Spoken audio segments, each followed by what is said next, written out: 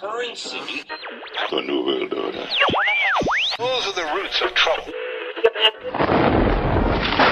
I imagine that right now you're feeling a bit like Alice, tumbling down the rabbit hole. Let me tell you why you're here. You're here because you know something. What you know you can't explain, but you feel it. You felt it your entire life. That there's something wrong with the world. You don't know what it is, but it's there, like a splinter in your mind, driving you mad. It is this feeling that has brought you to me. This is your last chance. After this, there is no turning back. You take the blue pill, the story ends. You wake up in your bed and believe whatever you want to believe. You take the red pill, you stay in Wonderland, and I show you how deep the rabbit hole goes. All I'm offering is the truth, nothing more. For we are opposed around the world by a monolithic and ruthless conspiracy that relies primarily on covert means for expanding its sphere of influence, on infiltration instead of invasion, on subversion instead of elections, on intimidation instead of free choice, on guerrillas by night instead of armies by day. It is a system which has conscripted vast human and material resources into the building of a tightly knit, highly efficient machine that combines military, diplomatic, intelligence, economic, scientific, and political operations. Its preparations are concealed, not published. Its mistakes are buried, not headlined. Its dissenters are silenced, not praised. No expenditure is questioned, no rumor is printed, no secret is revealed. But I am asking your help in the tremendous task of informing and alerting the American people. And now, welcome to another episode of Down the Rabbit Hole. Here's your host from federaljack.com. It's Popeye. Ladies and gentlemen, welcome to another live edition. It is Friday, 4/18/2014. Tomorrow's the 19th, so I suggest you be on the lookout for some sort of weird, strange, horrific event happening tomorrow, by the way. Just thought I'd throw that out there, especially since it's a Saturday.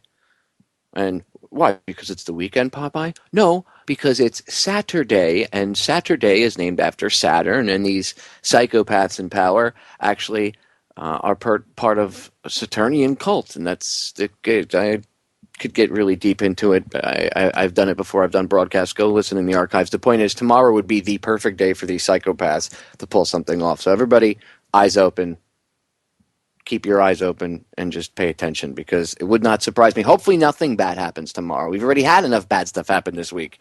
Ferry sinks, all these kids dying in South Korea. Now they had the worst avalanche or accident on Everest, in Everest's history, apparently, and like the most deaths in one accident. 12 people just got killed in an avalanche. So this week always seems to have some really horrific things happen. I'm not saying that those events were part of a conspiracy or anything like that. Perhaps there's just so many negative things over the course of the years that have happened. It's actually perhaps scarred this time period. Who knows? Anyway, tonight's going to be a fun episode. Welcoming back a good friend, fellow broadcaster, and all-around troublemaker, Mr. Johnny English, to the broadcast. Well, thank you, sir. Thanks for having me back on. And I also want to introduce your new / co-host. I guess you guys are going to be doing a show, and it's his first time here on, a fun-filled Friday with you and me. Down. Is that what it's called? Fun-filled Friday. Oh God, did I just actually say that? Yes, I did. Sounds so friggin' radio cheese. I swear to God. Do it again with the cheese voice, Johnny. Fun-filled Friday, right here on Down the Rabbit Hole. Fun-filled Friday.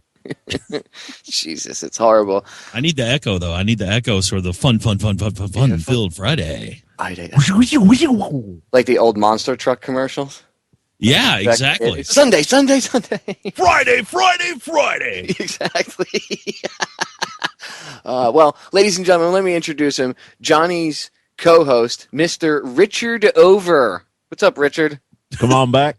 Richard Over. How you doing, John? Popeye. Wow. It's okay. Yeah, you're here in the studio with me. Why are you saying hi to me? I'm used to saying hi to just you.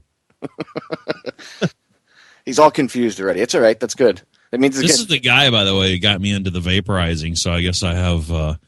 I kind of owe him one because I haven't had an actual cigarette in 2 weeks. Oh, the two of you will both vape. Vape. Yes, sir. Well, that's actually one of the topics I wanted to actually talk about tonight. So I'm glad you brought up. Here we go. God. Richard, he won't shut up now. He's going to be talking the whole show. Vaping. What do you guys think of all these retarded laws and all these studies that are suddenly coming out? Oh my God, e-cigarettes will kill you, as if regular cigarettes and big pharma won't. I work with a guy. He got lung cancer. He ended up having to take one lung out. I don't know the exact type of cancer it was, but when he first went to the doctor to start consulting before the surgery, the doctor told him, if you can't quit smoking, grab one of those vaporizers. Yeah, they can't be that bad. Yeah, they can't be that bad if Iowa City, which is like the hub for medical issues here in Iowa, they're telling them to grab a vaporizer. I think it's mainly last year the vapor industry, you could say, made $2 billion. So that's kind of got to throw a flag up for Well, and I think Marlboro. that's exactly why all of a sudden government agencies are popping up everywhere saying, hey, vaping could be horrible for you. It could be bad. It's harm. Secondhand vaping may kill people. I've actually seen that in writing. Secondhand water vapor is a bitch. It's real dangerous. Yeah, you better watch it when you go to see live concerts and stuff like that where they use fog, because it's pretty much the same thing.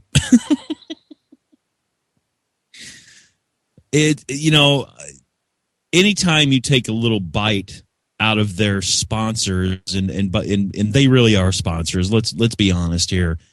These people that get up on Capitol Hill and they're standing there with their money, their suitcases full of money, begging them to pass a bill or something like that. They're sponsors. They're not anything but that.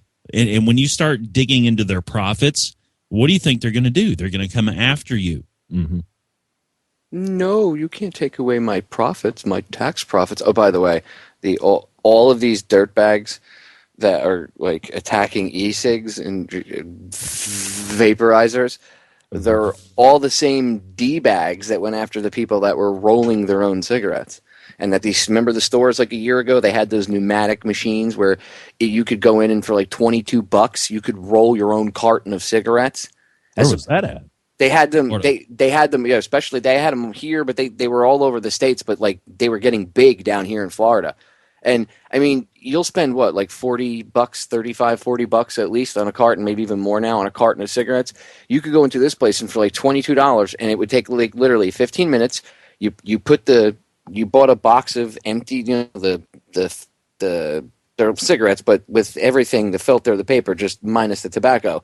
And you would take a box of these, which is a carton, 200 of them, and you buy it from the place, and then the people would take that and the tobacco you bought from them and load it into the machine for you and press the go button, and then it would spit out 200 packed cigarettes, and it was tobacco that was not, dipped in all this fake nicotine. You could literally buy organic tobacco if you wanted from a lot of these places, like non-pesticide treated, all this different stuff. So people were rushing and flocking to there because at least they were smoking the cigarettes without the flame retardant and all that other crap in it. So Philip Morris and all these other companies, they took a huge hit. And if they take a hit, then the politicians take a hit because that's who donates to the politicians. So suddenly, all these politicians got a bug up their butt because they realized that now they weren't making all this tax revenue on taxing the hell out of it, and that their lobbyists buddies were attacking them and saying, oh my God, you got to do something. We're not making money here. So they passed laws that these companies, like these mom and pop cigarette stores that were doing this with these pneumatic, cigarette rolling machines, were subject to the same rules and regulations, tax-wise and everything, that Philip Morris's factories were, which is completely, it's apples and oranges, but not according to the lawmakers in Washington. They're doing it for our own safety, after all, because we wouldn't want any unregulated product getting out there, after all. Well, of course, it's always for our own safety, Popeye. It's never because, they might make an extra buck off selling you something. that might contribute to your safety or something like that. Our own safety. We'll just make the Surgeon General warning on the side of an actual pack of cigarettes bigger. There, stay safe. Even though it come out in 62, that, hey, these are bad for you, that we still sell them. Well, and I was reading something today, just as another example, I was reading something today about aspartame, about how it was actually illegal. In 1973, it was made illegal. You couldn't manufacture it. You couldn't put it in anything. But because of one of the top 5 most evil people in the entire planet, well, I would say at least in the United States, Mr. Donald Rumsfeld. You mean Secretary of State Rumsfeld? That would be the same one, the one and the same, sir. Code yellow. And he helped get aspartame passed and put back on in the ingredients of food, even though it was proven back then that it was bad for you. They even had investigations about it, and it was proven to be bad for you. But somehow, some way, Mr. Rumsfeld got that sucker passed and got it right back into our food. But he's a patriot. He sure is. And America. America. And he would never lie to us. I mean, although it is kind of weird that he organized a meeting and told everybody to meet up on 9/11 in the spot in the Pentagon that got hit by a missile. I mean, that plane. And in that spot that got hit, these people that were meeting there were the people that had all the evidence pertaining to the investigation of that missing $2.3 trillion. Remember that it was either trillion or billion. It was one of those two, which is extremely high either way. Remember the day before? Oh, we're missing all this money. Hey guys, meet us here on September 11th. Politics is fun, isn't it? And I'm apparently dangerous. I'm the conspiracy theorist because I look at that and go, Odd. Yeah, that's odd. Well, the coincidences are unreal. I mean, the Carlyle Group is involved, and then you look now at the missing flight of 20 people that were on board the plane that worked for Freescale, and guess who's a major investor of Freescale? Carlyle Group. They're just everywhere, Popeye.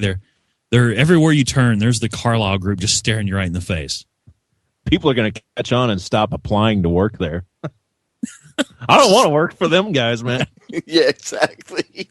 They have stuff disappearing and blowing up, falling down all the time. Right. Come work for a military contractor. What's the perk? You get free flights. That's good. I think I'll take a taxi. Can I walk there? Yeah, I'll take the bus. Do you have a bike safer. I can use? One of those 3-wheeled ones? Yeah, seriously. There's no way, dude. Well, 9/11, I mean, half the people on some of those airplanes were all military contractors, Raytheon, Boeing. There's nothing shady there, though. Nothing to see. No, not at all. Barbara Olson. Wasn't there some actor or director on one of them, too? You know what? Wouldn't surprise me. They used it in the Iraq War. They used, what's his name? Jerry Bruckheimer. The video of the Special Forces, most people don't realize this, but the video of the Special Forces where they went in and got Jessica Lynch, that was all staged. That was Jerry Bruckheimer. He scripted the whole thing. Wow. This is true. I mean, you can go look this up. People are like, no. Yes, they were forced to admit it. Why do you think they don't use Private Jessica Lynch's story as one of those, America, America, at least I think I'm free? They don't talk about that story anymore. Why? Because, psst, the cat's out of the bag. But pay no attention. Iraq was justified, guys. Iraq was a justified war.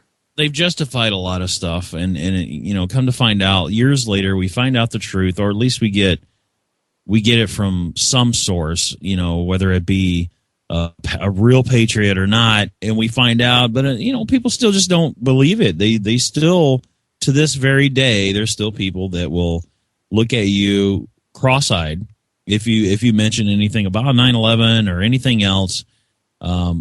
Because, of course, we have this label, conspiracy theorists and tinfoil hat wearers and all that good stuff. And it's from people that won't even do the research. That's what bugs me about it. I don't care what you call me. You can call me whatever name. You can't insult me. But if you're not doing your own research, shut up. I mean, that's all there is to it. Just shut up. Just don't even come into the conversation. I like the arguments that aren't arguments.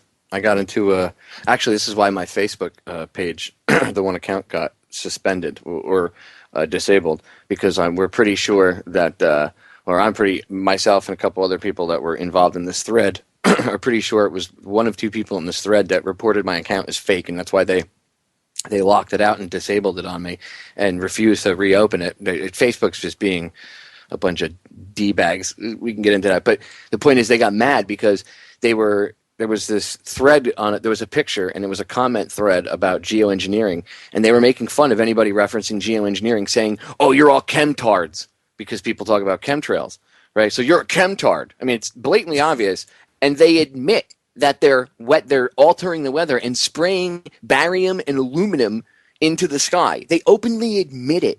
Okay, they admit that they're doing this, but I'm the crazy conspiracy theorist for talking about it. So all I said was, wow, this thread is full of ignorance. And I started posting information about like weather modification, real information. And then I got attacked, and they start it's like typical crap. The only way they attack you is they right off the bat. And I said right when I first posted, I said, look, if you're going to try to debate somebody, just do it with facts. Don't come back with name calling or logical fallacies, because that means you don't have a valid argument. Do you know what I got in response to that? I said, don't use logical fallacies. That means you don't have a valid argument. And in response to telling people, if you use logical fallacies, they used logical fallacies. Well, people like you don't listen to anything else. I was like, what do you mean people like me? This is the first time you're ever interacting with me. You don't know who I am. You don't know me as a person. So what do you mean people like me? You don't know me. That's judgment. That's a judgment call. That's actually an ad hominem attack. That's to the man. So come back with something that's not. And I posted a video about what is an ad hominem attack. And then I got another one. You're just an a-hole. See? Again, you don't have any information or facts. It's just you're a jerk. Was it all in capital letters too? Oh, with exclamation points, because that makes it much tougher. Oh, they were serious. Was there a sad face at the end? How hard did they hit enter when they reported your account? Exactly. Take that, a-hole. That's probably, you know what? I envisioned them doing just that, dude. Like, yes! And they slam the enter button. I got you! Douchebags. I swear to God. People, that's why I don't like the reporting methods for a lot of the social media stuff like YouTube or Facebook, because it's too easy for somebody that gets a hard-on for you because they don't like what you said to censor you. And then you, as the person being censored, have no recourse. And then, like, Facebook said to me, well, they won't even talk to me about anything until they said we want a government-issued ID with your real name and address and everything on it. And I said, well, that's not going to happen. And I explained to them why, which is, I mean, it's very fair. I won't give them my real name because I'm not giving you that to put in a database. And I'm not even talking about the fact that CIA, NSA connections to Facebook. I have quite literally, been a victim of identity theft.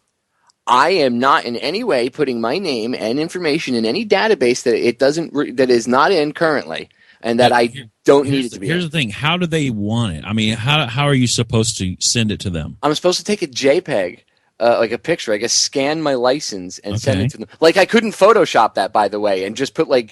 That's what I was going to suggest. Take a photocopy of your license, and then throw it in your little Photoshop program, and put Popeye Federal Jack as your name. And send it to them and say, see, I told you, stupid. Yeah. Exactly, man. Such idiots. They're so stupid. I was like, and I sent them this whole long diatribe explaining, and their only response is like 2 lines. It's the same thing. If you do not give us an ID, we will not even talk to you. Thank you, Robbie. Not as bad as the people you were fighting. Pretty much, dude. They're probably the ones that are doing it. It's just frustrating. And people go, "Oh, who cares? It's just Facebook." The problem is that account was, like I explained last night when I was talking about this, it's linked to so many different pages and other things that it enabled me to help. Like, I'm interviewing the canna moms, these women that are, advocating for cannabis and they're treating their sick children with cannabis and stuff. One of them got messed with, Renee Petro. She's the one I drove up and interviewed her last week in person.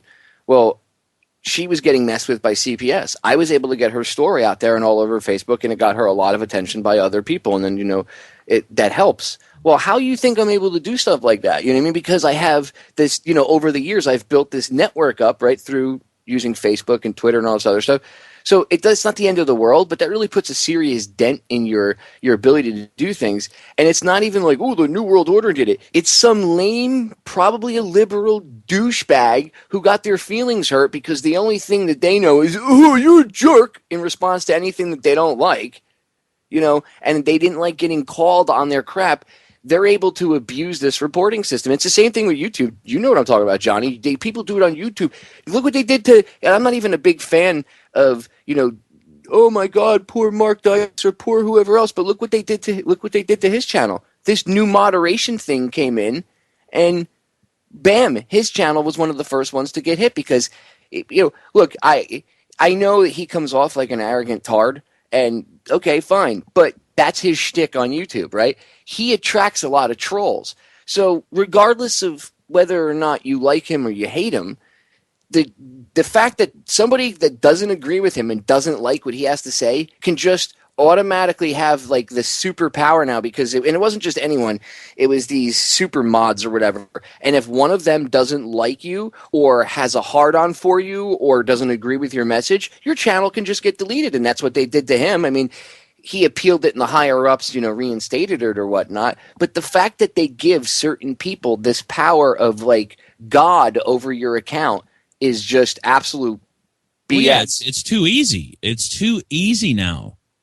I can understand if you got 20,000 people that pop in or some corporation saying, hey, you're playing copyrighted material, because I've actually been hit by that because I uploaded some old show or some old bit that had copyrighted songs in the bit, and I forgot about it and just uploaded it, and they sent me a message. One of them happened to be I was interviewing Adam Armstrong. You know who Adam Armstrong is, the lead singer of Rebel Inc.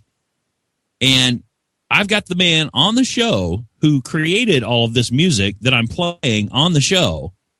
And because CD Baby decided they'd heard it or caught wind of it somehow, and they sent a message to YouTube and said, hey, this guy's playing copyrighted material on his YouTube channel. So I sent a little message back.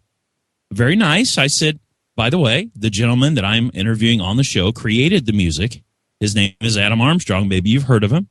This is the lead singer of Rebel Inc. And it was his music that I was playing while I was interviewing him. And they allowed it. They finally sent me a message back saying CD Baby releases their claim. But there was another one they did that I believe had Frank Castle on it. And, of course, The Punisher? Yeah. All right. And they wouldn't relinquish on that one. So it's just too easy. It really is too easy for them to be able to, kill either a whole channel. I mean, I can see doing one or two videos or something, but a whole channel, I mean, that's ridiculous unless you're just blatantly violating, laws. You know that Kennedy speech I have the audio from that I like to play from time to time? Right. Every time I play that on the show and then I take the archive and I put it up on YouTube, every time without fail, it dings 3 or 4, instantly while it's being processed. Because, by the way, when it says processing your video, that's what it's doing is running it against its database. That's why it seems to take longer and longer and longer because the database is getting bigger and bigger and bigger. Yeah, I found that out the hard way with SoundCloud has a much stiffer type system, and apparently they pick up on just voice recognition or something.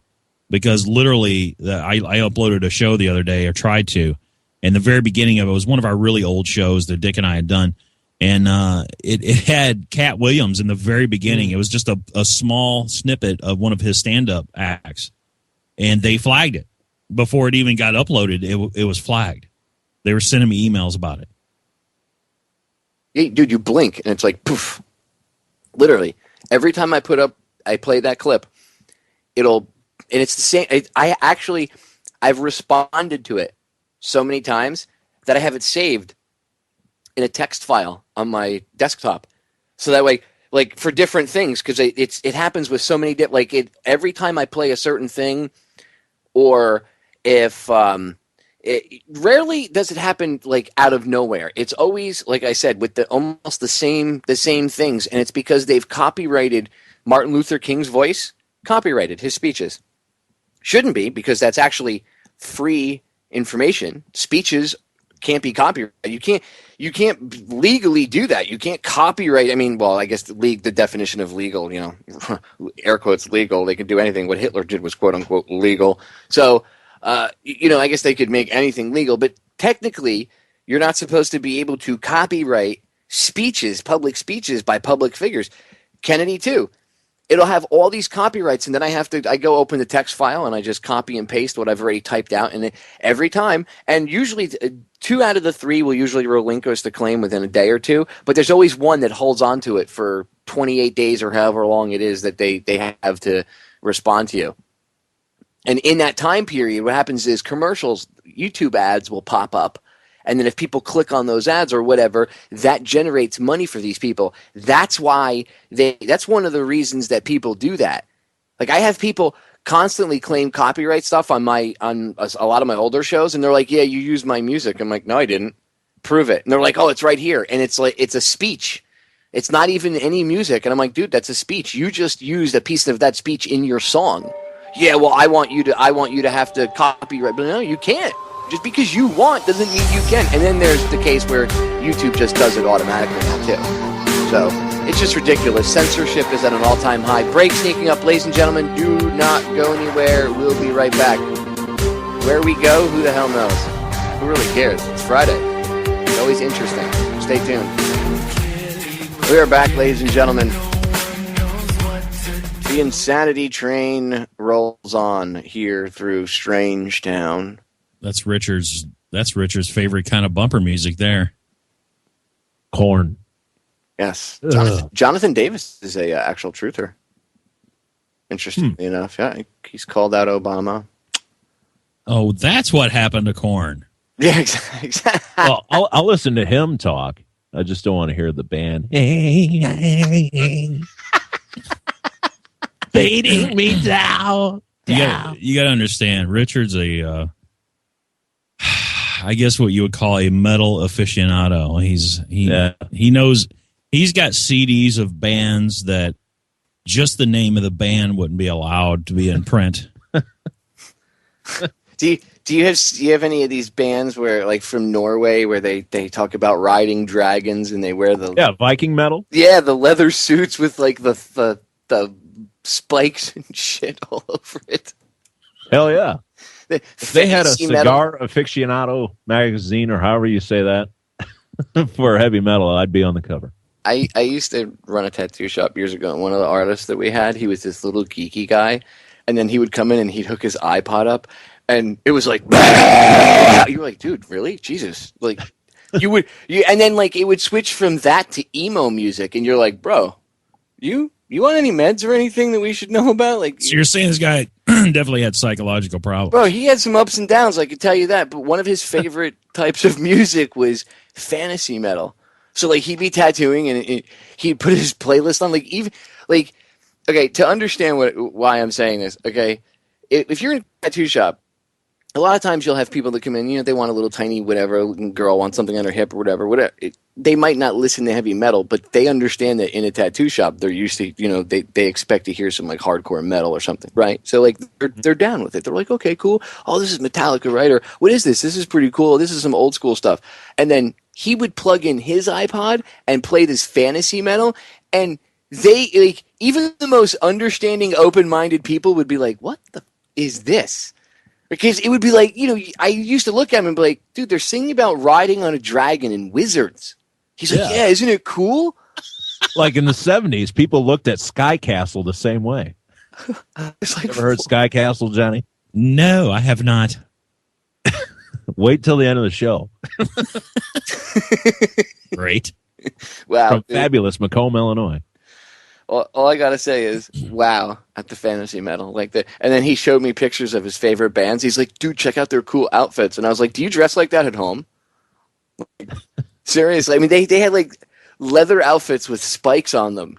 Not that I'm making fun. Hey, I'm all about people expressing. Look like the Legion of Doom in wrestling. Dude, seriously, it was Axe and Smash, but on stage. I swear to God. Oh man, the Legion of Doom. Oh yeah, that's probably copywritten too, isn't it? Oh, that's it. They're going to come WWE's shut gonna the show send down. a letter. Hey, you said LOD. They're going to send out a cease and desist letter, and they're going to bill me. You can't use that terminology. So retarded. The censorship level out there, dude, is just ridiculous. And you know why they're doing it, right? Because CNN's ratings are horrible. That's why they've been focusing on the plane, boss, the plane. I mean, I can't even take CNN. I couldn't take CNN seriously before, but like, who can take them seriously now? Well, yeah, they couldn't even report real. Well, I hate to use the word real news, but just for the simple argument, we'll say that. We'll say the real news. They couldn't even report that, in a decent fashion. Now they're actually going to start going after, like, quote unquote conspiracy type news stories. People at Fox News are going. Exactly. We look good. For once. We look like brain surgeons out here. A break. Exactly. Just, dude, it's such a joke. MSNBC's ratings are, I mean, their ratings are weak to begin with. They suck. Let's just be honest. I mean, the alternative media is kicking their asses from here to hell and back. Fox actually does have high ratings, but that's because they're smart enough to actually cover things. It doesn't mean that I agree with their coverage or their stupid personalities making their stupid little side comments. Well, I think they're getting their ratings off of guys like Bill O'Reilly, causing controversy. That's where a lot of TV shows and news gets their ratings. Of course. We need Bill O'Reilly to stir the pot tonight. You know what CNN's highest rated show is? The Anthony Bourdain show. Bingo. Mm-hmm. Wow. Weekends. Richard. It's a weekend show about cooking with Anthony Bourdain, a news network. A network who, it says, news network in the title. CNN, the NN is news network, right? Should be communist news network, or I guess conspiracy news network according to all the plane. But literally, news network in the name of your title of your business, and your highest rated show is this D-bag reality / cooking show where this chef runs around eating Detroit. Food. Yeah. Let's go eat food in Detroit. It's wrong. People are cooking in garbage can lids. What do you got here? It's called an Oscar Mayer wiener. Man, this is really good. This is like gourmet. Exactly. You can taste his passion for rolling the wiener on the grill. Exactly. And that's the last time anybody will ever say rolling wiener on this network. No, if Anderson Cooper's around, he'll just sit there giggling like he does when he I can't see what he's doing because my eyes got sunburned. God, there's such a joke, that network. It really is amazing. I'm amazed that cooking shows are as popular as they are. I mean, it's cooking. Okay, anyone can buy a book and experiment and figure it out for yourself. But all these stupid cooking shows. Now, it was bad enough with the reality shows.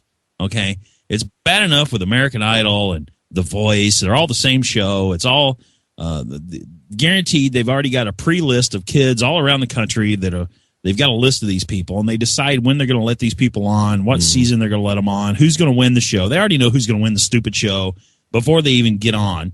And now they got cooking shows, same thing, and they're all, how different can the tastes possibly be? I mean, seriously, food is up to the person that's eating it. Hey, yeah, that tastes like butter and garlic and chicken. All right.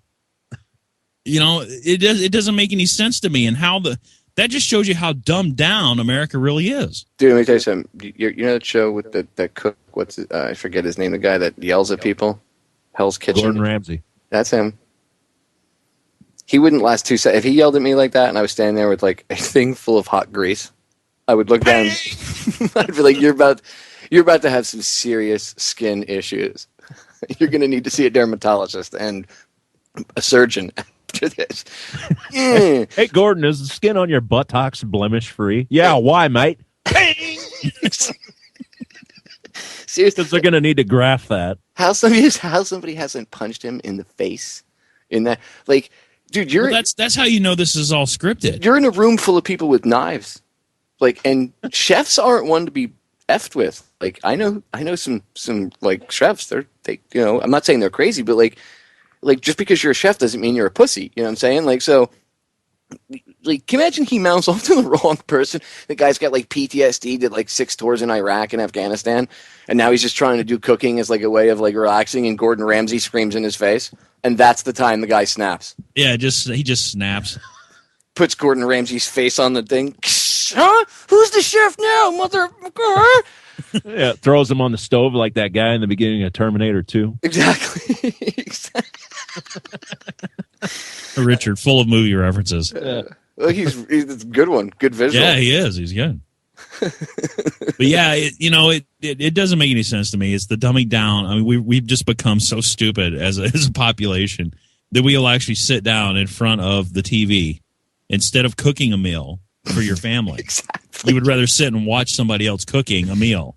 Microwave some frozen treat. Yeah, well, You're gonna eat And have like the audacity to go, man, that looks good, doesn't it? Would you like another slice of processed turkey, baby? How's your Stouffer's lasagna tonight, honey? exactly. and people don't get the irony. They don't get the irony. I sit there. Now, my wife cooks, okay? My wife's she's a really good cook, and she... Every time I'm over here, she's cooking. Yeah, I mean, on occasion, she'll actually put together something from scratch. I mean, she'll actually go from the very beginnings and actually use ingredients, believe it or not, that aren't already pre-mixed. And but I'll catch her watching some of these shows, but she's watching it really to kind of get a feel for maybe something new because she loves trying something new. I hate it because I don't like new things. I like the same old crap. Okay, He's old fashioned. I'm old fashioned, and she watches it for one reason, and then she kind of gets into the drama a little bit too. But I have to kind of get onto her too as well, especially with other shows, is because it just irritates me. But there's people sitting there, like you said, they got something. They got a lasagna in the microwave. They've got approximately 20 minutes, or they've got it in the stove, so they've got an easy 40 minutes to sit and watch a show where they're actually cooking food. And then you've got 3 idiots that have they have differing tastes. Maybe their taste buds have been altered by some other substance at some point in time in their life. So they're already different in that respect. They're tasting the same food, one little pick off of a fork, and they can sit here and judge somebody completely how they, what kind of cook they are or going to be, or chef or whatever, off of one taste. And people are buying it, and they love it, and it's just irritating. That's actually a show. They create a 5-star meal in a spoon and give it to a judge. See, he takes the spoon. And like half the time, these people doing the judging are like the biggest D-bags on the planet anyway. And like, what gives that? Like, they have celebrity judges. They're wearing pink ascots. Who's the judge this week? It's a football star. Oh, I better fry some chicken. I like the really big fat guy with the glasses, the big fat nerdy looking guy that's on with the yelling chef guy. And it's not the cook. It's not where he's the chef in the diner where he's yelling at people constantly. It's the other show that he was on. Where it was a competition where they eliminated people like they do on American Idol and stuff. And there's this really big fat guy. He's probably like 350 easy. So he got a bunch of tattoos and spiky hair. Yeah. He's got a restaurant in Chicago. Oh, bless his heart. Oh, and he's got blonde these glasses. dude from the Food Network. No, not that guy. This is a dark-haired guy, a younger guy, and he's just a big fat guy, And he's like tasting this and telling them whether it's good or not. And all I can think about is, dude, look how big you are. Everything's good to you. What don't you like? Scallops. That's what I don't like. So, I mean, come on, man. It's I'm just, maybe I'm jaded, Popeye. Maybe we're just jaded because we don't fall for this BS. I don't know. So stupid, dude.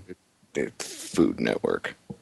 I'm going to watch a show about cooking instead of going in my kitchen and actually learning how to cook the very food that I'm watching being cooked on TV. Oh, they got that one show on there, Cooking with Giada or whatever her name is. She's always got like 2 foot of cleavage showing. I'll sit and watch that. I'll watch a marathon of 16 hours of that as long as her shirt's cut right. Dang, look at that. That looks tasty. She's cooking raw oysters. Not that. That's why they like Rachel Ray. Yeah. Exactly. Rachel Ray attacked vaping, so she's on my blacklist. Well, wait a minute. You mean chubby Rachel Ray or the skinny Rachel Ray? Because they go back. She goes back and forth. The one on NBC. What did she have to say? Oh, they had some guy on there that was tearing it down, and she's like, "Yeah, I agree. Cigarettes, Andy's cigarettes are bad." Okay. I don't remember what she said exactly, but they're all negative, just like any other time that e-cigarettes have been on TV.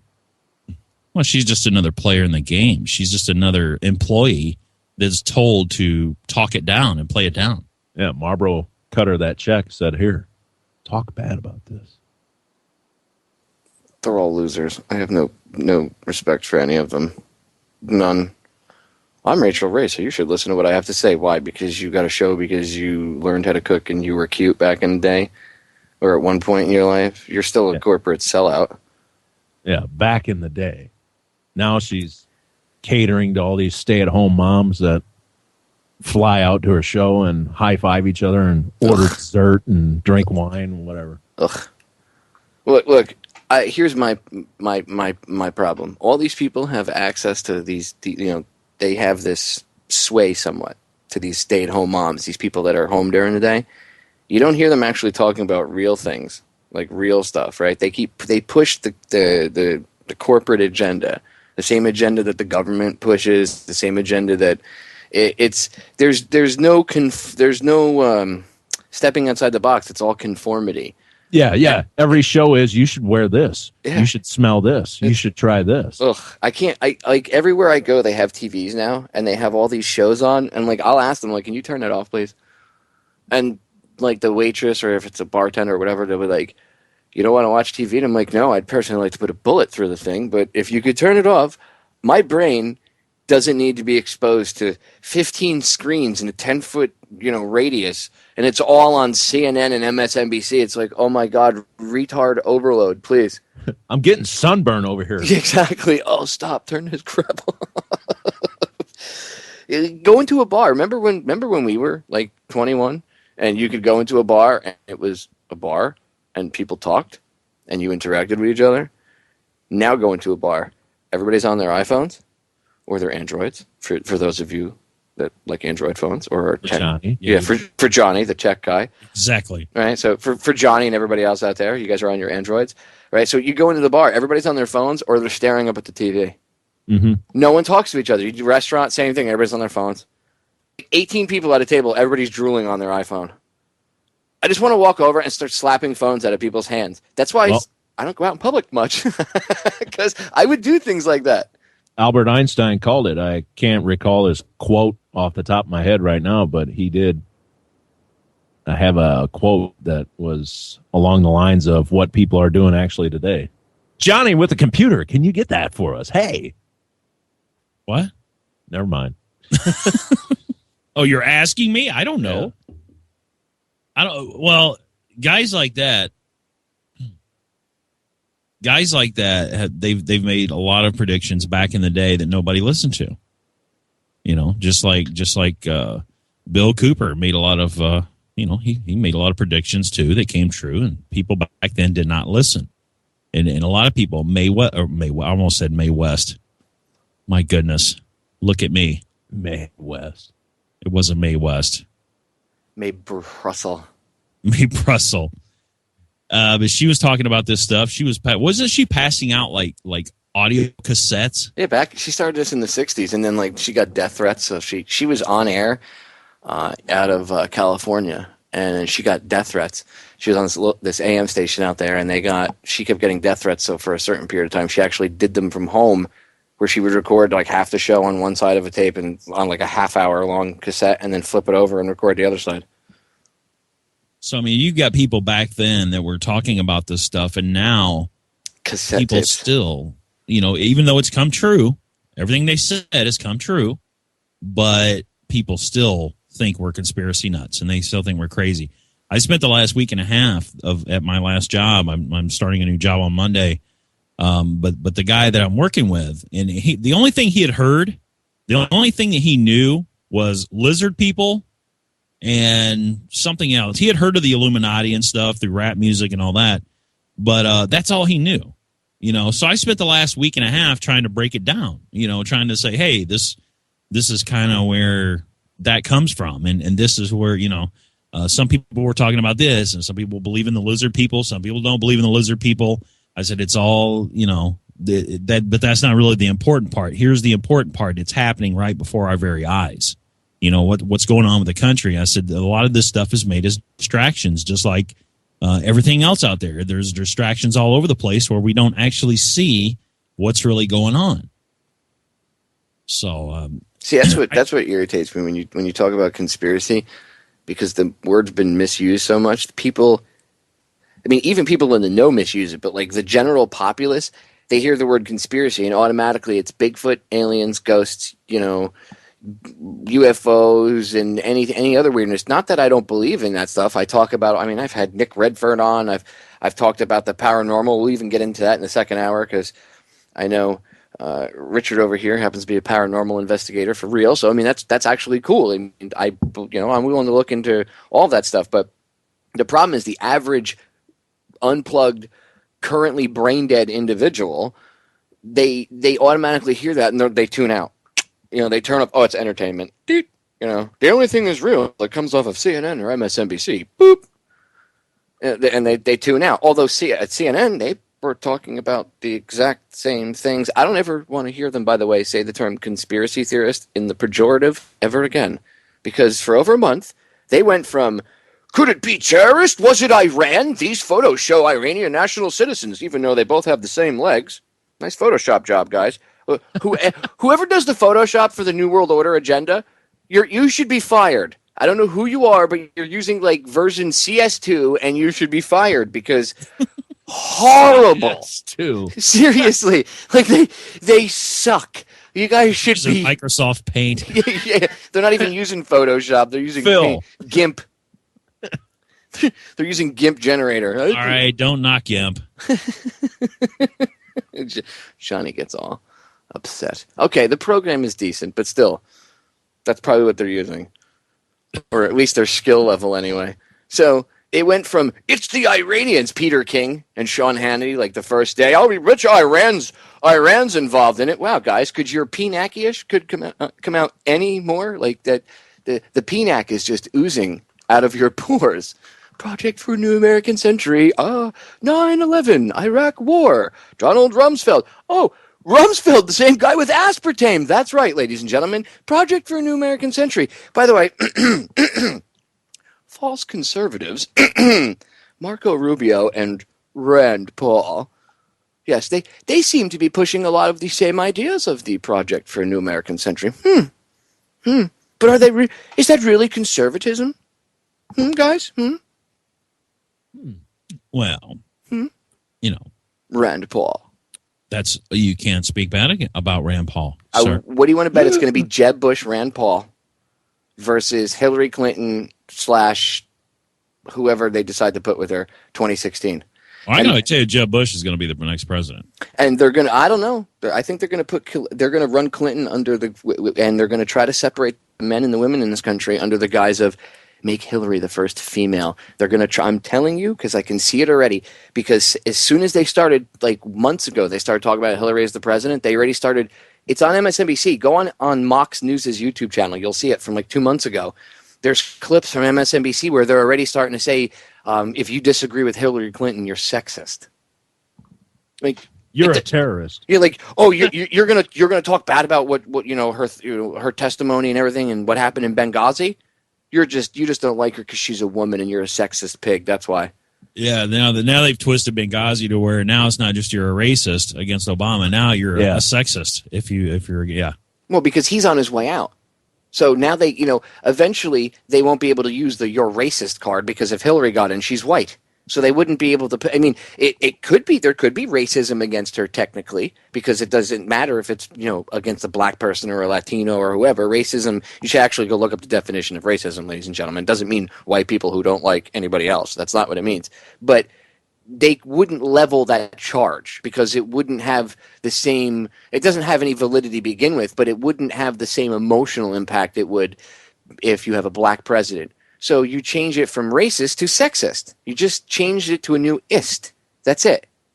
You know, it's something more shocking than anything, and I've been shocked a lot by the Clintons, and I've followed the Clinton death trail, and I've looked through all that information, and of course Benghazi, and a few other things that Miss Hillary Clinton's been involved in that somehow she ends up floating right back up to the top like a turd. Imagine that. But I read the other day that something like 30% of evangelicals are behind Hillary Clinton. How the hell does that happen? Because she probably said God in one of her speeches, and even if you look at with a typical liberal, evangelicals don't usually side. They get behind her because she's stuck with her man. She's stuck with her. This is how she gets. Dude. She started campaigning back when, I mean, she ran the country when he was the president anyway. I mean, she's his handler. Anybody's ever seen them talk when they're next to each other? She handles him. Okay, if you understand, and if you actually research MK Ultra and people like Kathy O'Brien, right? Kathy O'Brien talks about how she's his handler. Other people have talked about, how she's literally his handler. So, Hillary really ran things anyway, but as soon as they got out, the whole mess with their marriage thing, she started using that to campaign, like build the "I'm that stronger woman" thing. and like, I've been through it. And I hear people say, she's been through so much diversity, Popeye. I really respect her. These are educated people, and I look at them and I'm like, you're an idiot. And of course they're women, and I'm not being sexist when I say that. I'm saying a lot of times it's because if they're a woman that they look up to her.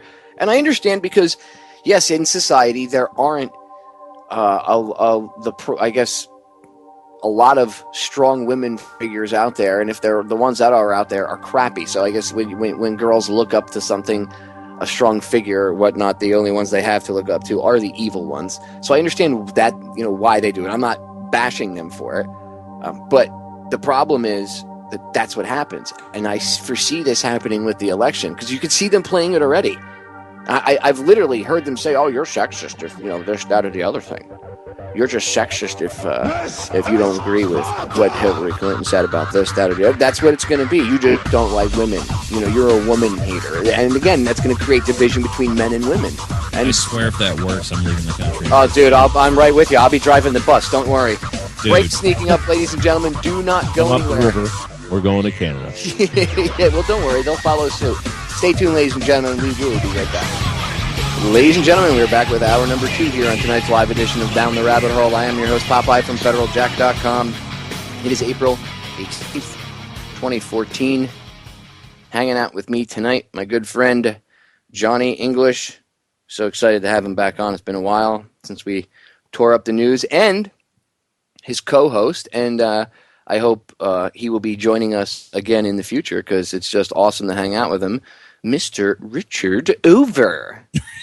Go ahead, Popeye. Come on back. Here we go with the airplane references. What's our vector, Victor? Roger. Yeah. You hauling a skateboard westbound on 38? The best scene in that movie is when they're like they were forecasting the future. They're patting down the little old lady, and meanwhile the Arab guys are walking through with like the bandoliers of bullets on them. Yeah, see? Yeah. See, and that was what, 1978? Yeah, I swear to God, they were trying to tell us something back then. I mean, come on. Now, here's the thing. Now, you got to look at it two different ways, okay? Either they're patterning everything after all these movies that have come out in the past, and they've somehow figured out a way to make these movies come true, or it's like a precursor and nobody realizes it's a precursor until it's too late. Well, if that's the case, I really, really, really hope they job out a doctor out in California with a DeLorean to build some rockets for him. Dude, the problem is they pick the worst movies to emulate. Like Idiocracy. Great. Like, you couldn't pick something better to emulate, something with like a happy ending, not something that, like, if anybody's never seen Mike Judge's movie Idiocracy, go watch it. We live in Idiocracy. We do. I mean, they had a show, what was it, Kick My Balls? In that movie, there was a show called Kick My Balls where a guy just got like repeatedly kicked in the nuts. And you pretty much, that's what Jackass is, and that's what you've even seen on like America's Got Talent, where there was one episode where a guy, and it was one of the most viewed, pieces of, I guess, like sections of that show that was ever put on the internet. It was, got millions of views online too, where the guy got kicked in the nuts. That was his talent, was I could take getting a... Yeah, you do that on YouTube, make YouTube videos like that, you'll get millions of hits. And if you're, hooked up with ad sales and all that stuff, you're going to make thousands of dollars just for kicking someone in the nuts. Well, hell, I went to Ozfest up at the Alpine Valley in Wisconsin, and they had a little hut set up. They had all these little games. There was a Midway, but the one that had the biggest line, I mean, it went all the way out the parking lot, was you paid $5 and you got to kick a soccer ball at a dude's face. Just think about that. That's what I'm saying, dude. Like, that's our society now. That's our society. And people are like, yeah, they'll go home and like post it on Facebook. I kicked a soccer ball in some guy's face. Probably take a picture of himself in the bathroom, like flexing with his shirt off. Post it to Facebook. You call chicks think I'm hot, right? MMA shorts. By the way, if you're over 35 years old and you're posting selfies of yourself, I just want to punch you in the mouth. I just want you to know that. Actually, I could probably go a little bit further if you're over 30 years old. And you're posting selfies of yourself. And here's the thing. You know how on Facebook you get, now the big thing is, especially on the mobile app, it's really big on the mobile app. Well, I got a couple more months to post selfies then, huh? Yeah. I have a current selfie up right now. but you'll get the suggestions, friends that are basically friends of friends. Yeah. And you go through the suggestions, almost every single one of them are selfies. And then I got into the guys, they'll have their shirt off in the mirror. Yeah. And that's their Facebook profile. And we don't want to go punching too many people. It looks good on women, Well, fine. But yeah. To me, the selfie in itself is ridiculous because it just shows what kind of generation we're in. It shows what culture of arrogance. Yeah, the culture of arrogance. Exactly what Popeye said. It's just arrogance. It shows you what we've dropped into as a society where it's all about me. We've become self-indulgent douchebags. That's why it was the word of the year last year. I swear to God, we've become a bunch of self-indulgent douchebags. Not me, but like the younger generations, and even I see older people, like you said, dude. Like, stop it. Like, our generation, stop it. What is wrong with you people? These moms that like they go to Justin Bieber concerts, but they don't even, like they don't even have kids. Like, it's like groups of moms that are in love with Bieber and they go to his concert. He's so hot. You're a pedophile. Yeah, all the Twilight moms that ran to the theater to see those stupid films. Man, like, I wish we were uncensored right now. I'd just let them have it. Like, something is wrong with you people. Like, look, I'm not making fun of you. Seriously, you need to check something in your personal life. You're lacking something, and that's why you're chasing that. It's like a fantasy. I would like to don the hammer pants again and go out and dance in the clubs. Hell yeah, I'd pay good money to see you jump off the Taco Bell roof and float down gracefully. but I remember that commercial. I was just a wee lad. Can't touch this. Yeah. But a 45-year-old white man out in the club trying to act like a 20-year-old, young guy, it just ain't going to happen. Yeah. So, I think at some point you get to a certain age, you've lost that youthful spirit, I guess you could say. And you are looking for something. You are missing something in your life. But there are other things to fill it with. You just haven't really paid attention. You think you're still young and you don't want to let go. And it just kind of shows you people just don't have anything to look forward to. They really don't. As much crap as we have around us, people before us, generations before us were actually probably better off and probably lived more fulfilling lives. Yeah. What they do in 1914, I guarantee it wasn't fight with people on the internet. I wonder if our founding fathers are like rolling in their graves right now. Like, we created this, we had this idea, and you guys, instead of running with it, you guys are on Facebook having arguments over the most mundane, retarded. I'm going to come to your house! All exclamation, all caps, exclamation point. I love internet tough guys. I'm going to kick your ass. Right. I guarantee you, if we were in the same physical room, you would not be talking to me in that tone of voice, period. Okay? Let's just get that straight. I know for a fact, I'm not all up on my high horse. I just know that you would not be speaking to me like that. Okay? Washington and Jefferson are going, damn, it was good until the 80s. Exactly. I thought we had it. And then they just went down. It just took a nosedive. Friggin' 80s had to come in and just ruin it. It's all the 80s fault. Yeah. Well, I can blame the 80s for a lot of things, like some of the fashion. I look back now and I'm like, what? Which is really scary because I know in the future they're going to be looking back on the I look back then. I didn't look at the stuff we were doing as like nuts, or like, why are we dressing like this? It was like cool. Now I look. Not only do I look back on that stuff, I'm like, wow, what were we thinking? I look at the current generations and I'm like, what are you thinking? So either I'm getting older or it's just getting worse. We're getting older, Popeye. Trust me, I've done the same thing. Hell, people are looking back 3 years at Ed Hardy and Affliction shirts going, what the hell? Dude, Ed Hardy, that's douchebag territory right there, okay? Because most of the people that wear Ed Hardy shirts don't have tattoos and don't even know, well, I wear it because it's, represents tattooing. No, it doesn't. Ed Hardy was a tattoo artist. He is a tattoo artist. He sold his designs to a French clothing designer. So it's not even like his stuff. It's this French clothing designer taking his stuff and doing all this crap. And if you wear it because it's trendy, you're a douchebag. I'm sorry. You shouldn't do stuff because it's trendy. You should do stuff against the trend. Okay? Buck the system. Don't go along to get along. Even if nobody else likes it. If everybody in your family gives you crap for it. Be the black sheep, whatever. I've been the black sheep my whole life. Welcome to the club. Did you see the story? And a good example, did you see the story? I can't remember her name right offhand. It was some big designer or something up in New York City. She was messing around with the 1%ers. She was way up there. And she just committed suicide. I think she was Mick Jagger's girlfriend. Yeah, Mick Jagger's girlfriend. Oh yeah, she hung herself from a doorknob.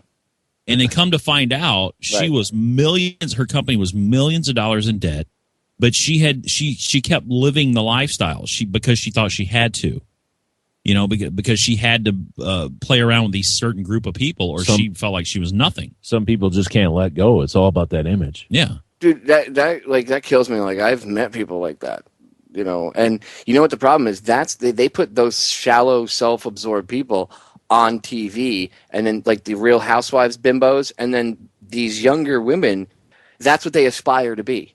And half the time these women are out of control, drunk, acting the fool, and that stuff, of course, is played up for TV, but that's what's programmed into the minds of these younger generations. And then you have these little girls that are like, well, I want Prada, I want Gucci, and it's like, then go get an effing job. That's why the bottom fell out of Band Bossy. Well, I mean, dude, that was so stupid. I mean, we're going to ban the word boss. Bring that up. Shut up. Ban the word. You know what you should ban? Hold, before we even get into that, this is what they should ban. Speaking of selfies, did you guys ever hear? Did you know there's a song called the Selfie Song, right? Yeah, but first, let me take a selfie. Yeah, bro, this is what our generation has become. When Jason's at the table, I kept on seeing him look at me while he's with that other girl. Do you think he was just doing that to make me jealous? Because he was totally texting. Shut up. I can't even play it longer than that because... God! This is... You made it further than I would have. That's the song. And it goes on. It's her talking, and then it goes... She's like, let's go dance. And she goes, but first, let me take a selfie. And then it's flashing all different... I'm vomiting. I'm sorry. Yeah, and don't get me wrong. I like certain types of drum and bass music. I like dubstep. But it's not the beat. It's the fact that the song is about taking pictures of yourself and being a self-indulgent douchebag. And it promotes it. And the worst part is, in like the first day it was up, it had like 3 million hits. It's only been up since January 29th of this year. Okay? Not even a full 4 months. It'll be a full 4 months next week. It's got almost 80 million views. I hope they monetized that account. Yeah, no, I'm sure they didn't. I'm sure they put it. I'm sure they put the video out there for the betterment of humanity. Oh yeah, it's really helping out. I tell you this, Vine took it and ran with it. That's for sure. You can watch 1,000 videos on Vine of that. But first, let me take a selfie, and everybody getting their own little spin on it. Ugh, I almost swore there. It makes me want to vomit. I felt the bile just coming up in my throat just now. I can see a male selfie video coming from two idiots in Iowa. Just hell yeah. I really, it annoys me. Like, I understand if you're taking, like, if, don't get me wrong, if you want to take a picture of, like, a good picture, if taking a picture of, like, if you're standing in front of something, whatever, if it's done properly once in a while is not a big deal. But every 5 minutes, and it's gone to the point where people are taking selfies in front of funerals and in the most inappropriate places. Did you see the video of some dick taking it next to a moving train, and he was so close the conductor stuck his foot off the train and kicked the guy in the head? So when opportunity comes knocking, you answer that door. He's videotaping himself, and he's standing so close to the train that's passing by him that the conductor only had to stick his foot off, and he clipped him in the side of the head as he was going by. I would have laughed really hard if he clipped him and he fell down and got sucked under the train. Now that's a selfie. And the best part is when the guy, he recovers from getting kicked in the head, the first thing he says is, "I'm so glad I got that in video so I can put it on YouTube." Of course he is. Douchebag. You almost got hit by a train and you got kicked in the head by the conductor. You were so close. And yet your common sense, all common sense, what's that? What's common sense, Johnny? What's common sense, Rich? What's that? Oh, train? I'll stand in the middle of the tracks. You know what? People like that maybe should stand in the middle of the tracks. Maybe, I don't know. You know what? Now there's an idea. But first, John, what? Let me take a selfie. We go out on the interstate and I stand on the shoulder and you come by at 75 miles an hour and give me a high five. Then monetize that account. Boom! Make sure you selfie it first. Like, you got to videotape it from Johnny's perspective and yours. We got to get it just right so you get your blurry vehicle plus your hand that's in focus. You know how bad that's going to hurt? I'll probably break my arm and separate my shoulder. I'm guessing one or both of us is going to the hospital. But you know what? It'll make a good YouTube video. But first, it'll make a lot of money. Let on me YouTube. take a selfie. Exactly. You can take the selfie as your arm is being dislocated, so you have that once in a lifetime look on your face. Why can't some of these terrorists do that before they do these? Like 9/11 and all that stuff. You know what? That would probably stop terrorists from doing anything if we could just get them to be the same level of self-absorbed douchebags that our current society has turned into. We won't have to worry about terrorism. They'll be too busy taking picture. I want to sacrifice myself for Allah, but first, let me take a selfie. Exactly. But theirs would be more like. Oh God! I swear to God, it's so stupid. And 100 years from now, people are like the future, whatever. Whether it turns into total tyranny and everybody's just slaves, or if in the future we end up, people are enlightened, which is what I hope happens because that's what we're trying for, right? So we get enlightened, say things go good and we get enlightened. 100 years from now, they're going to look back and be like, what was wrong with you people? What really? What was wrong with you people? And if they went back in time, like they had Bill and Ted's time machine, they go back right in the phone booth, they would ask people, what is wrong with you? And these people go, a lot of stuff, and I'll get into that. But first, let me take a selfie. I have the greatest reality show. Now that you mention that, here's what they do. If they have a time, they have to have a time machine. Of course, that's the only way this will work. You go back in time and you take two people from each generation, like each screwed up generation, and you have them on a show, and then they get voted off as to which is the worst generation of all time. See, you take a couple from the 80s, the 90s, the 70s, the 60s, and you just keep going back. Now, how many people would get into that?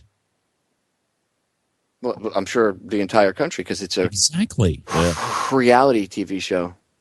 It's reality TV. Nothing on reality TV, by the way, is real. I love when people are like, reality TV is real. No, it's not. It's scripted. No, Yeah, all of it is. No, it's not. It's not scripted. It's real, Johnny. No, it's not.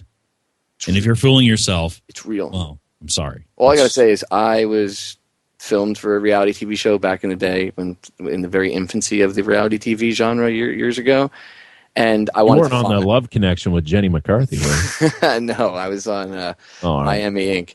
And I know those guys before they were on TV. So I was letting Yoji, the little Japanese guy, the apprentice at the time, he's a good friend of mine, and he had tattooed me like a practice tattoo a long time before, and he wanted to add to it, and they wanted to shoot it for the show. So I was like, whatever. 4.5 hours it took because the producer kept stopping us and interrupting. Can you say that again from this angle? I was like, dude, I'm going to make you eat that camera in a minute. Like, first of all, tattoos suck to begin with. Right? I can tolerate the pain, but when you have an apprentice working on you, it's bad because they don't really have good technique. So usually you want someone with a pretty decent pain threshold. And I had this guy tearing up the inside of my ankle for 4 hours. Not that Yoji did a good job, but but how long would it have taken if there would have been no interruptions? He was an apprentice, so it probably would have taken a little bit. It probably would have taken maybe an hour, but maybe an hour and a half at the most, because he's an apprentice, and I might have been showing him things here and there. And other guys, if they were hanging out with us, they would have been showing him things here and there. But the tattoo itself regularly probably would have taken like a half hour, 45 minutes at the most. But this dickhead producer, and then he was like, I want you to have a normal conversation. And I'm like, well, I don't think you're going to be able to put that on air. And he's like, oh, ha, ha, ha. And I'm like, I'm not kidding. I'm like, first of all, I curse a lot. Second of all, the things that we talk about, you guys won't put that on TLC. I mean, now they might, with today's standards, but back then they wouldn't have. And I proved him right, because they never. I don't know. I think the episode I was in aired, but it was heavily edited. Well, at least my scene in there was heavily edited, because most of the. He said to me, all you heard was beep beep beep beep beep. Basically, beep, he told me, and we can't use half your convo, and I was like, whatever. He said to me, talk about something real that you would talk about, and then he goes, what's the most disgusting thing you've ever seen in a tattoo shop? So I proceeded to tell him, I was a body piercer. I got paid to have women come in my shop and take them in my booth and get them naked to pierce them all over the place, okay? I'm sure at one point I saw something gross. And they wanted, I was being sarcastic, and they wanted me to tell them. And long story short, they had to bleep everything out. And the producer shouldn't have seen a look on his face. Like, I asked you to, for something that we could air. And I was like, well, you asked me a question. Don't give me a script. I was really being a dick. That's probably why it didn't. No, you were being a dick? Yeah. I was doing it as a favor for my friend. I just, but I can't stand the way they're all up in your grill. And I know other people that they did it too. They would the producers would grab them on the street and be like, oh, come in and get a tattoo and be on the show and everything else. And it's just an all reality. Of course, they're picking the hottest people. Yeah, of course. And look, dude, it's nothing against the guys like the tattoo artists that were on the show, because they were, they're phenomenal artists. They're great guys. But the producers themselves are the people that actually steer the direction of the filming and all that stuff. And that in and of itself, it's not real. I mean, none of it is real. These reality shows where you see these girls going out to bars and stuff. I know a chick that was on one of these other shows, and I asked the question. I said, look, what's up with all this drama? Like, why is every one of these shows these people are fighting? And she told me it's in the contract you sign, that you have to drink a certain amount of alcohol. You can't imbibe any drugs. They'll kick you out for that, because obviously drugs are legal in UK, but alcohol is perfectly legal, and we expect you to imbibe 3 times the amount of any normal human being on a daily basis. And that's why you see these girls in these shows or guys drinking all the time, and then there's fights and drama, because some of it is scripted, but a lot of times they get them drunk, and then all you got to do, you know how beer muscles are. You just got to give somebody the wrong idea when they're shit-faced, and what happens? Video gold. That's what happens. They get elected to Congress. What? Hey! Oh. Do we really have a reality TV star in Congress now? I would say the whole Congress is reality TV now. Besides what? Good point. Harry Reid. I am Harry Reid. He's current. Yeah, he's the current high level. You might say high visibility. That guy is Tony Soprano with a feather voice. I have a wide stance when I defecate. What the hell? Isn't that Harry Reid? The toe tapper? The toe No, that was... Oh, no, he looks like Harry Reid. I know who you're thinking of. He looks as creepy as Harry Reid. He's a little bit balder. You know what's funny is he didn't even, leave because of that. They allowed him to, finish his timeout. Just unbelievable. Or how about this? On a scale of all the improprieties that have happened to people in the Senate and in Congress and all that, that probably was a low-level violation. What Jesse Thermite Paint Ventura is kind of a reality star, isn't he? Yeah. Yeah, you could say that. Well, not anymore. Now he's like a YouTube star. Well, I'm talking about wrestling Jesse Ventura. Oh, belong to Governor Jesse Ventura. He helped build Diego Garcia, sir. Because SEAL teams, that's what SEAL teams do, is build islands in the middle of nowhere. The last time I checked, they have a group called the CBs that do things like that. Exactly. I know a CB. So, yeah, they're called fighting construction workers. I know. I'll kick your ass, but first let me hammer this nail. Dude, let me tell you what. The Pacific Islands, some of the biggest battles during World War II, they were some of the first people that were shot at and taken prisoner in a lot of instances were the Seabees that went out there to build the bases, and the Marines that went out there to help guard them. And it just doesn't make sense. Last time I checked, they didn't have the UDT teams out there. They were busy doing UDT stuff like blowing up things, because that's what underwater demolition teams are supposed to do. UDT. Underwater, demolition, team, T. I don't see the word construction in there, but hey. Apparently back then, maybe they just didn't have enough to do, because, Vietnam was going on. What was he on, SEAL Team 15 or something? 12, SEAL Team 12. And they rolled out there, and look, I respect Ventura for his work and everything. My opinions differ on a few things with him, though. I do agree with him on a lot of stuff, and then there's a lot of stuff I don't agree with him on. So, but just keep in mind, he used to get paid to go on television and act like a character. Let me tell you something, brother. And he did it very well. Keep that in mind, everyone. Keep that in mind. And he shot at Predator. Jesus. I'll believe you with that. What do you think about that? But I want his gun from Predator. That mini gun? I want one of those. Yeah. Every guy in the planet wants that gun. I don't care. I don't care who you are. I don't like weapons. They scare me. Bullshit. You want that thing. Okay, don't lie. If you could have that, you would. Talk about home defense. How cool was that gun in Terminator 2 when he lit up that helicopter? Going back to Terminator 2. Here we go. Blowing all the windows out of that building. They had the same one in The Matrix. Didn't they have one mounted on that helicopter too? They wanted to give that gun to General Custer. And he said, "Nah, I don't need it." Yeah. Gatling gun? Famous last quote. Look at all those friggin' Indians. Yeah, exactly. What do I need that Gatling gun for? That's pish posh. That's too heavy. That's just going to slow us down. Man, look at all them Indians. I wish they had a gun. Exactly. Why do they use those things? Because they're effective at what they do. Just like in the movie, you could mow entire forests down with that thing. Can you imagine having that for home defense? Somebody breaks in, the whole front wall of your house is gone. A bit of overkill. Yeah, just a wee bit. I'm going to stop this right there. We'll be right back. Back, ladies and gentlemen, final segment of tonight's live edition of DTRH. The insanity train rolls on. There's something I want to touch on before we get anything else. There was we were talking about it first hour, and I was going to bring it up beginning of the second hour, but we got on to making fun of the selfie craze, which needed to be attacked. It needs to be talked about.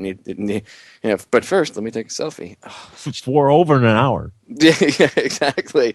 But one thing I wanted to mention was we were talking during the break. We were discussing, between the 2 hours, we were discussing the Clinton death list and the fact that thing. I know on one episode I read it on air, and it took me a little over 45 minutes to get the list read on air. And that was an old list. This was a list that I had I think it dated back to like the 90s. So, like the late 90s, early 2000s. So it hasn't been updated in about, 14 years, we'll say. And there's a lot of new deaths to it. But you guys know what I'm talking about. The Clinton death list is ridiculously long. Oh, absolutely. And let me ask you this. Once there is an actual decision made whether this person runs, I hate to even call her anything else but a person. But what are the odds that a lot of those videos on YouTube just suddenly disappear?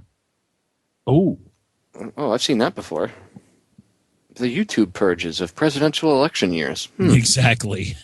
The YouTube purge of 2008. That's what happened back in 2008. That's when they took out like Mox News. Anybody that goes on YouTube knows who Mox News is. If you're awake, you've seen his clips. He used to be C-SPAN junkie, and there was another one he had, and he got purged. Those channels got purged in the purge of 2008.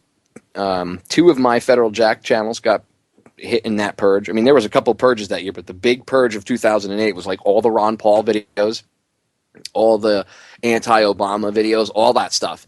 It was all right around like, I forget, it was, I will say like 2 or 3 months before the election is when they purged all of this stuff. Because they don't really care, like say the election was this November, right?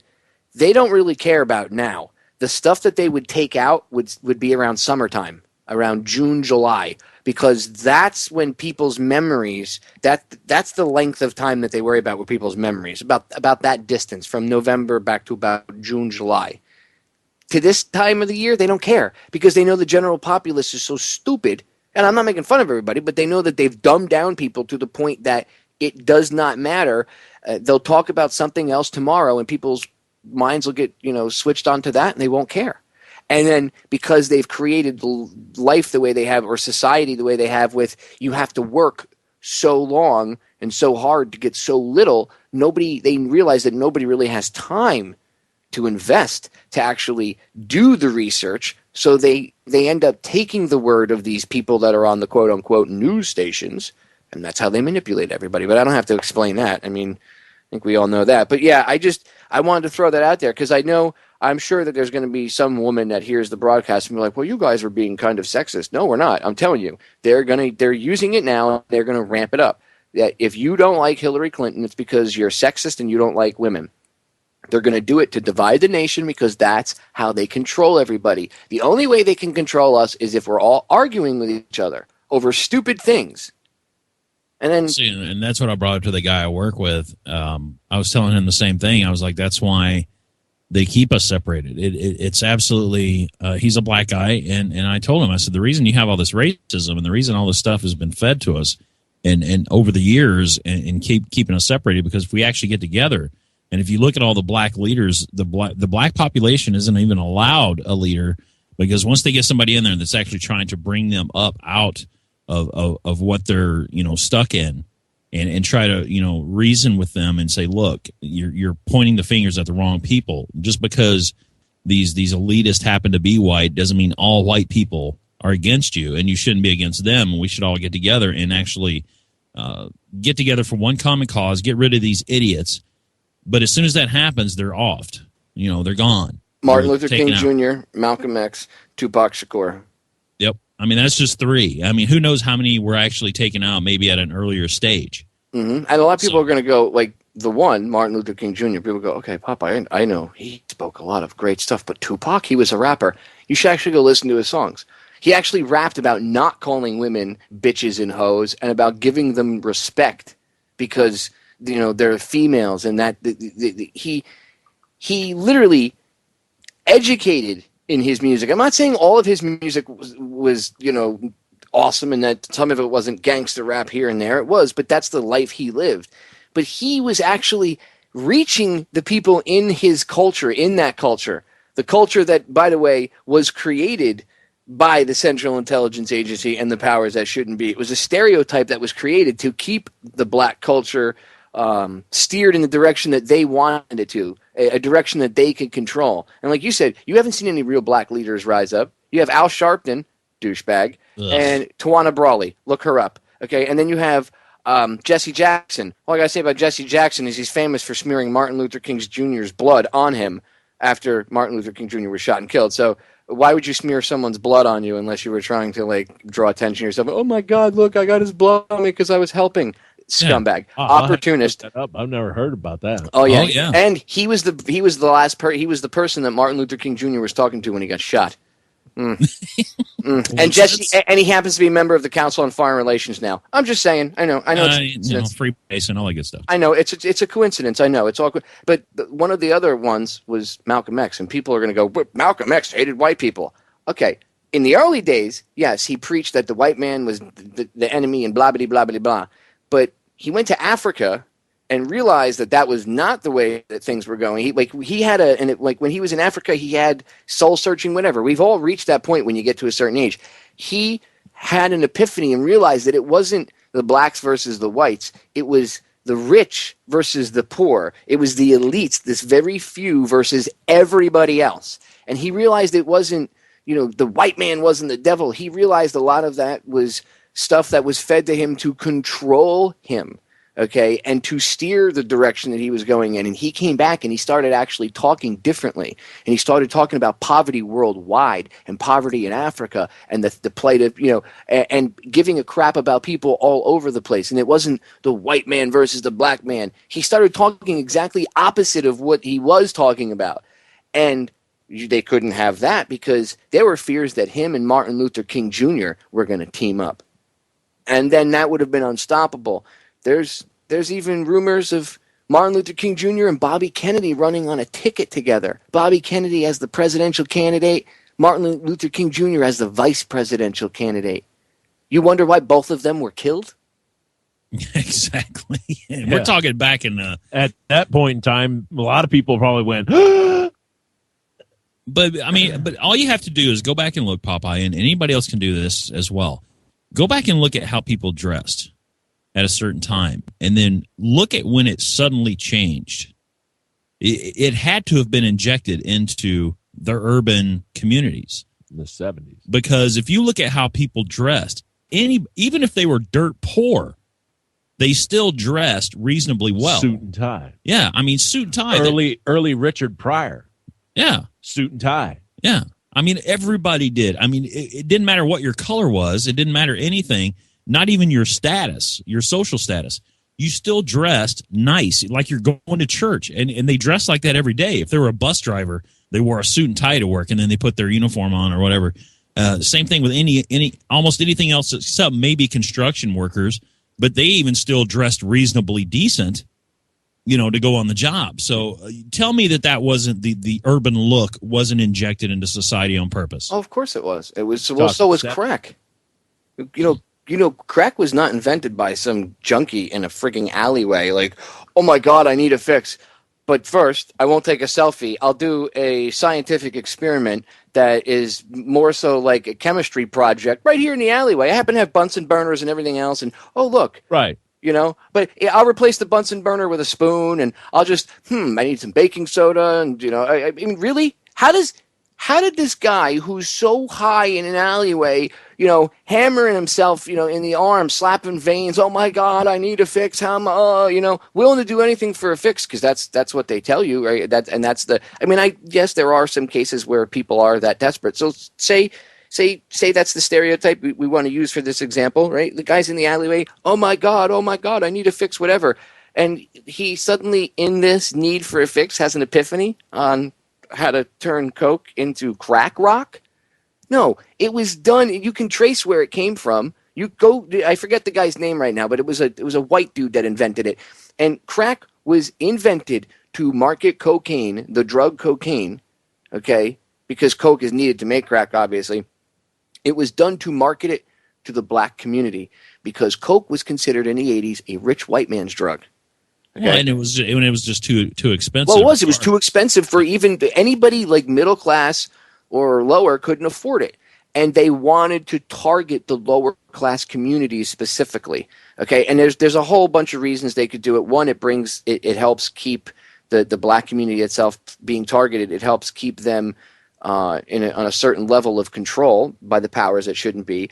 But then it also allows the private prison industrial complex and the law society who needs people to be in the system to make money. It gives them a pool of people to attack because they know that there's drugs in certain areas. Especially if you know the same people are supplying the drugs to the certain area. Like if you know that it's a guarantee that there'll be a supply of drugs going to this area, then you know that you're going to have a pool of people to bring into your system and make money off of. I mean, the whole thing is completely unconstitutional and it's a huge money-making scam. Don't get me wrong.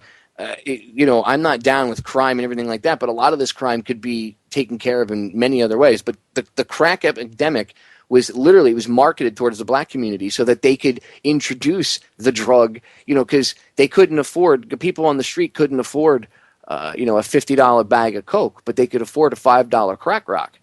And that's what happened. And, that's where crack came from. And then there was meth. Right. And another, dude, that drug is the most disgusting drug ever.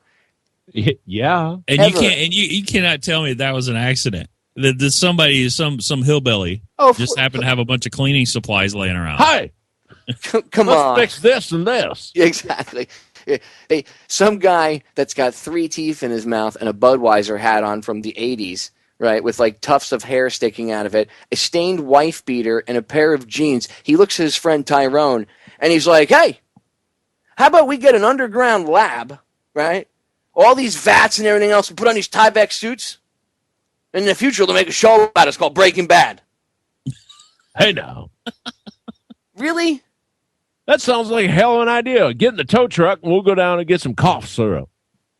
And people are like, but they do it out of homes. Yeah, but do you really think some junkie loser came up with this? Really? Do you? Or was it more plausible that it was injected into society as a method of control and money-making? The simple odds. This all sounds like the beginnings of the LSD story. Well, same thing. Yeah. The counterculture. The counterculture was created by the CIA. Putting this stuff together. The odds of them actually getting the right ingredients to do what they wanted it to do are simply out of this world.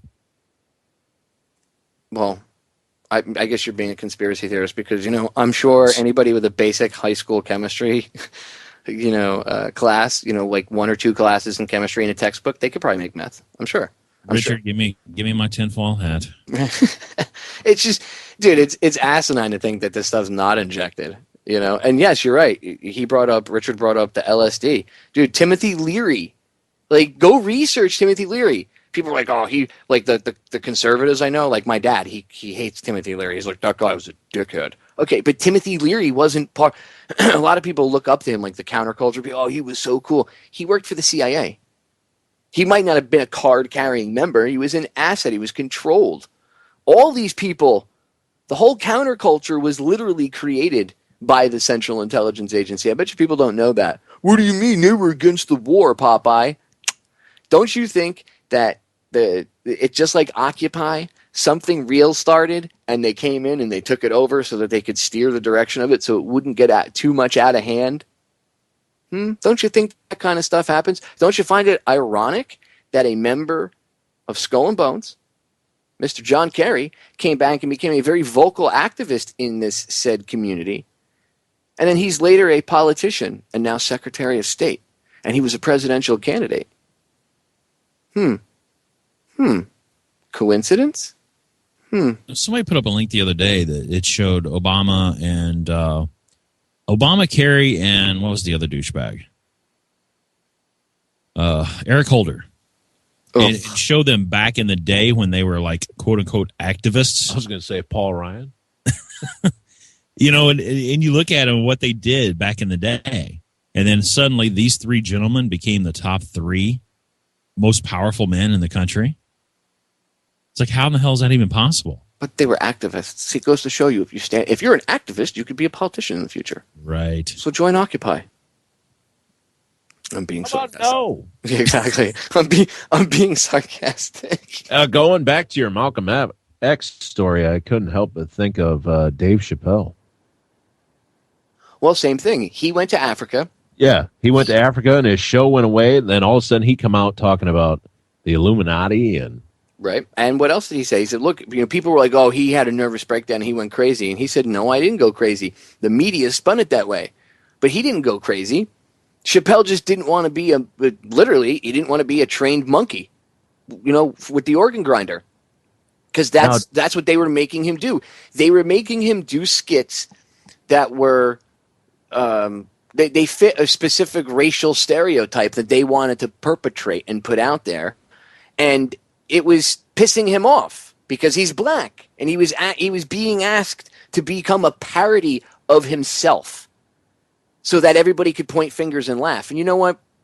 Maybe he said they were putting them all in a dress, and he's right. If you look at all the top names, yep. Did Martin Lawrence break down, or was this the same thing that happened with Chappelle? Was that with Martin Lawrence, or did he just actually break down, running naked through the streets? And well, no, I mean, who knows? They could have put something. They could have slipped him a Mickey. I mean, you never know. That's happened. Yeah. Maybe he did break down. Johnny's right. It's they want you. He said the same thing. He said that you reach as a black man, and it's not just as a black man. They do this with all actors, but yes, black men specifically. If you want to be a well-known, I'm going to make it in this industry, black actor, a male black actor, at some point in your career, you have to don a dress and drag. And, obviously that goes to show some deeper, secret society ties. And people are going to go, what do you mean? Well, if you understood what they did when they were in their little secret society groups, you'd understand. The point is, it's also a way of them to, embarrass these people. They belittle themselves, make a parody of themselves, to show that I'm part of the in crowd. And I'm not defending Chappelle or anything. All I'm saying is I'm remaining neutral. I'm just saying that at least the guy had enough self-respect to say, I'm not doing this. I'm not doing this. And Cat Williams, same thing. Cat Williams refused to play along, and now he keeps getting charged with this bogus charges for nothing. And, and it basically ruined him. Yeah, I keep seeing him getting arrested left and right. There was for a 6-month period of time, he'd get charged with something, and then they'd arrest him on some BS charge. He'd get out, and then he'd be free for a week, and they'd arrest him again on something else. And it was going on for a 6-month period, and it's because It can't happen after he did some of his stand-up specials where he talked about some of the stuff that he had seen in Hollywood. Yeah. And then he talked about the control issue. These comedians, people a lot of people bash Cat Williams, but if you actually listen to some of the stuff he talks about, he's actually putting out a level of truth in some of the thing in his work. Where I learned about politics? It was George Carlin when I was a kid. That's who first introduced me. That's what made me want to look into politics. Was George Carlin's comedy and his if he was interviewed or asked something, his thoughts on it. And because of just his skits and the little things that he did and the jokes that he would make, if I didn't understand who somebody was, or Robin Williams too, when he did Live at the Met, he did a couple political jokes about Reagan and Caspar Weinberger and other people. I didn't know who Caspar Weinberger was, so I looked up and researched who he was. I didn't really know much about President Reagan until, I didn't understand why he was making fun of him, calling him a Muppet and a robot. And then I looked at Reagan and his mannerisms, and I was like, oh, I get it. So I started looking into politics because of comedy. So, Bill Hicks, dude, same thing. Look at him. Yeah, but the one difference between all these people we're talking about is the fact that George Carlin was allowed to live until he just basically died of old age. Why do you think that is? You think it's because he was an atheist? No, I think it's because he only pushed it to a certain line. And he did talk about things, but if you notice, he only went to a certain line. And I think because he bashed religion, and he did.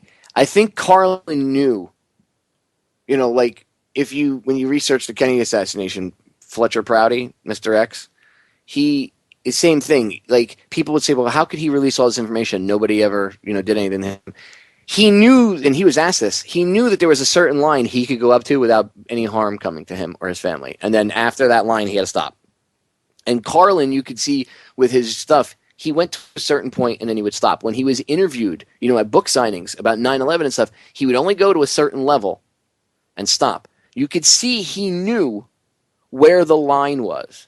But Bill Hicks, there was no line for Bill Hicks. Bill Hicks saw the line, put it in third gear, and dropped the hammer, okay, and went over the line at 90. And I have nothing but respect for Bill. I mean, there were some things that I didn't agree with Bill on, but so what? It doesn't mean I can't respect the guy. I mean, he at least had the balls and the courage to go out and speak his mind. And Bill Hicks was not a perfect human being, ladies and gentlemen. Nobody is. So, like, I don't want to hear anybody go, well, you know, this or that or the other thing. Look, nobody's perfect, but the man had the courage that in his work, he would go out and he went beyond what anybody else did, no matter what he talked about when it came to the truth. And I honestly think it cost him his life. You know, they say, oh, well, smoking, this and that. No, he got cancer in his 30s and died. You know, I know they have injectable cancer. I'm willing to bet. I don't make bets I can't lose, and without knowing, I'd have to see if there was any connections or if that would probably take forever to figure out. But honestly, just knowing what he talked about, it wouldn't surprise me. We'll say I would be willing to say at least if there's a 50% chance that they did off him, because it's very ironic or very whatever you want to call it, coincidental that these people talk about this stuff and then they all die at very young ages. It was pancreatic cancer, yes. I believe so. And it was like when he found out, it was already stage 4. Yeah, it was way too late. And I'm not saying that people don't die of, illness doesn't come on and everything, but it's just this guy was talking truth, and then, all of a sudden he dies and that's it. And once he's out of the way, there was nobody like Bill to stir the pot after that for a very long time. And even now, you don't see entertainers or comedians. You still like you see Cat Williams and stuff. They do go to a certain level, but nobody went to the level that Hicks went to. I mean, his stuff on JFK was great. You know what I mean? The stuff about how he used to close his show with "It's just a ride."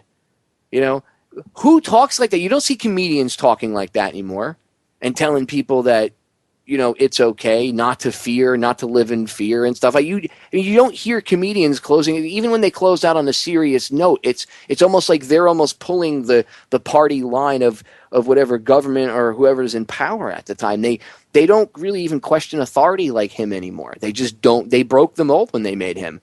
And when these comedians do step out and tell the truth, dude, they get persecuted, get killed, or they're now. I don't think they want to. It's much easier to kill their career than it is to kill the person. Exactly, that's what I was about to say. They just ruin them on a personal and professional level.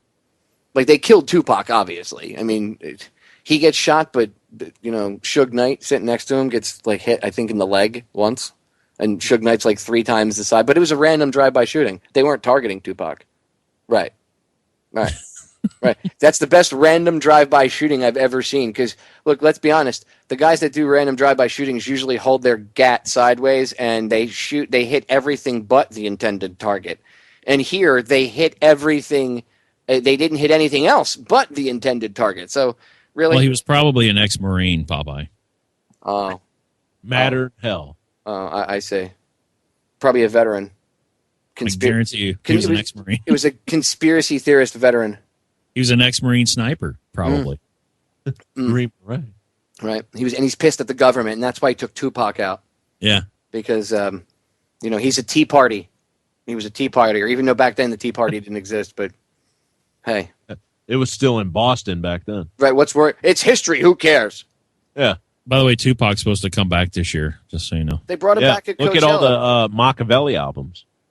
All I got to say is when people are like, "Oh man, they couldn't use holograms or fake anything," and I'm not talking about 9/11. I'm just saying with the whole Tupac, Coachella, HARP. Yeah, well, the whole what do you call it? Project Bluebeam with the fake alien invasion and stuff. When people are like, "That could never happen," all I got to say is Coachella and Tupac. Okay, or how about it's either in China or the Middle East. I think it's in China. There's a mall and it's got this 7-dimensional interactive zoo. Yeah, with the cheetahs and stuff. Yeah, and you see the video on YouTube. This little girl reaches in and she touches the wall, and then you see this video fake VR arm reach in, and she can pet the virtual cheetah, and the thing lays over on its side and shows its belly and stuff, and and the little girl's she's petting it and she's interacting, and it's completely fake. But they couldn't fake anything. They don't have that technology. Just so you know, I think they actually just did it with Nirvana. By the way, yeah, they just had great. After I believe and don't quote me on this, but I think I read a story. I saw the story briefly, and I didn't go any deeper with it. But I just happened to kind of catch the first few lines of it, and And it was something about after the Rock and Roll, because they just got inducted, I believe, into the Rock and Roll Hall of Fame. And it was like an impromptu concert after the show or after the induction ceremony. And they popped up, and it was some sort of hologram with Kurt Cobain in there. Ugh. And, they do that with pop stars because it's making it cool. It's how they bring it into society. I got to cut us off, guys, because the end of the show is sneaking up on us. I know, it went by so fast. I'm gonna have to get you guys back on. It was awesome. Next time we come on, we will get into the paranormal and UFOs and all the weirdness. I promise. Yeah, I want to talk about Battle Los Angeles. Yes, we can talk about all that stuff, sir. Thank you both for coming on. Thanks for having us, man. You guys are awesome, ladies and gentlemen. Make sure you follow Johnny on Twitter and Facebook and stalk him because he'll be back live soon, I promise, doing a radio show. We're out of here for the weekend. I love you all. The solutions to our problems are an inside job. We are out.